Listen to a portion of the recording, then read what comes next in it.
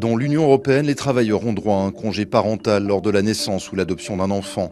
Mais malgré ce droit, les parents européens semblent loin d'être égaux. La raison est simple, les conditions d'accès à ce congé sont définies par des législations nationales. Dans son rapport voté au mois de mai à Strasbourg, la députée socialiste belge Maria Arena compte bien remettre le problème en haut de l'agenda européen. Maria Arena, bonjour. Bonjour. Le congé parental, ça fait longtemps qu'on en parle et pourtant ça ne semble pas fonctionner, en tous les cas au niveau des pères. Quand on les compare aux mères, je remarque que seulement 1% des pères partent en congé parental. Comment ça se fait que ça ne fonctionne pas en pratique ? Alors première chose, donc il y a une directive qui existe. Malheureusement, cette directive n'a pas été transposée de manière égale sur tout le territoire européen et surtout n'a pas pris en considération la question de la discrimination aujourd'hui qui est faite aux femmes mais aussi aux hommes par rapport à la prise de ce congé parental. On voit que la question de la rémunération de ce congé parental est une des clés pour faire en sorte que les hommes prennent ce congé parental. Pourquoi ? Parce que les femmes en Europe sont encore enfermées dans un rôle traditionnel social et les hommes dans un rôle traditionnel économique. Alors ça, c'est les obstacles, les avantages, c'est quoi ? Alors l'intérêt, c'est qu'il faudrait que ce congé parental puisse être rémunéré pour qu'il y ait une vraie répartition de la vie privée, vie professionnelle entre les hommes et les femmes, ce qui ferait en sorte qu'il n'y ait plus de discrimination à l'emploi pour les femmes. Donc il y a ce frein aujourd'hui qui existe et s'il y avait une meilleure répartition, comme ça existe par exemple dans les pays scandinaves, eh bien il y aurait moins de discrimination, plus de diversité dans l'entreprise et les entreprises qui ont plus de diversité s'en sortent mieux aujourd'hui économiquement parlant, donc c'est du tout gagnant pour tout le monde. Alors pourtant on voit qu'il y a certains États membres qui ont même du mal à transposer cette directive.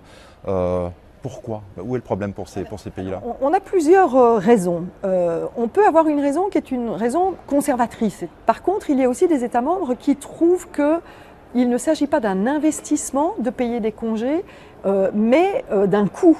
Et donc on doit convaincre ces États qu'avoir des congés et un congé parental a fortiori est de nature à donner plus de main-d'œuvre qualifiée et donc plus d'avantages pour les entreprises également. Alors on doit les convaincre, mais comment est-ce que vous allez les convaincre ? Parce que ça c'est la phrase qui suivait, on doit leur dire que ça va être comme ça, mais qu'est-ce qui va réellement les pousser à faire ça ? Parce que c'est du bon sens pour finir ce que vous dites. Donc, au-delà de ça. Il ne s'agit pas uniquement du bon sens, c'est-à-dire qu'à un moment donné, il va falloir le payer, ce congé parental.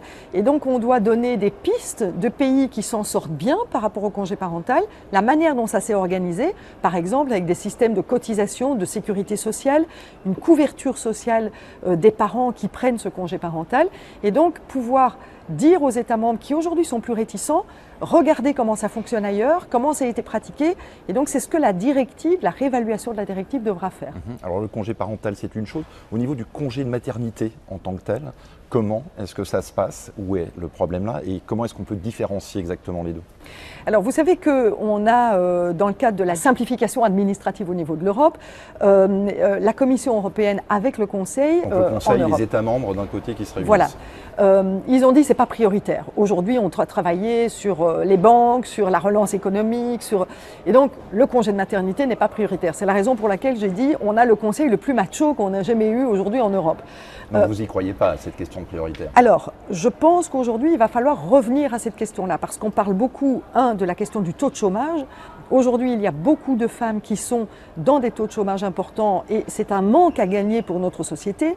2, on parle aussi de la question de la pauvreté. On voit que les discriminations entraînent des discriminations salariales, mais aussi des discriminations de pension. Il y a un gap de 36% entre une femme et un homme à la retraite aujourd'hui. Et la discrimination à l'emploi est justifiée par la maternité, essentiellement. Qu'est-ce que vous demandez aux États membres aujourd'hui ?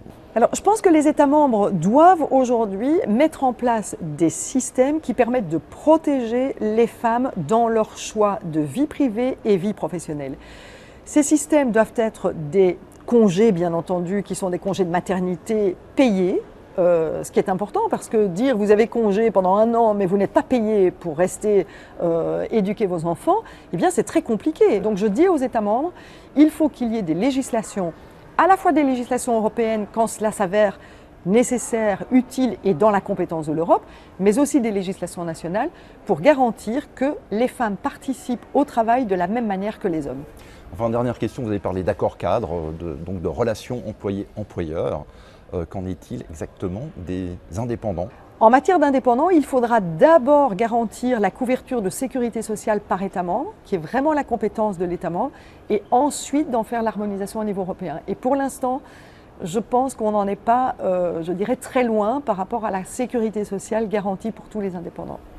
Merci Maria Arena. Merci à vous.